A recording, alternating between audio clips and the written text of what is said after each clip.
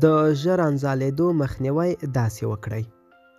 سلام ستړي مشئ، زموږ شبنم ګل چینل ته په خیر راغلی. که غواړئ پوه شئ ویډیو تر اخره راسره وګورئ او د ویډیو کتلو مخکې که تاسو زموږ چینل ته نوي راغلي یاست نو مهرباني وکړئ زموږ شبنم ګل چینل درسره سبسکرایب کړئ.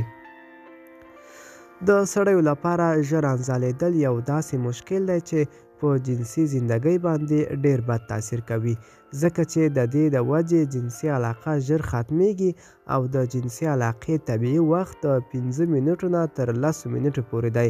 که د 5 منټو نه څوک مخکې انزالېږي نو باید لاندې لارښوونې عملي کړي. لومړی، سبزیانې او تازه میوې ډېرې خوړل. دویم، د ډېرو خوږو شیانو د خوراک نه ځان ساتل. دریم، د سګرټو د څکولو نه ځان ژغورل. څلورم، د لاسونو او خېټې عضلاتو د سپورت په وجه قوي کول.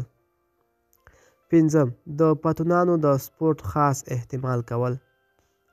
شپږم، د جما په منځ کې له وقفه کول. اووم، تناسلي آله د لاندې طرف ته کش کول چې تناسلي آلې ته وینه ډیره شي. اتم، د جما نه مخکې ښځې سره ډېرې جنسي خبرې او لوبې کول.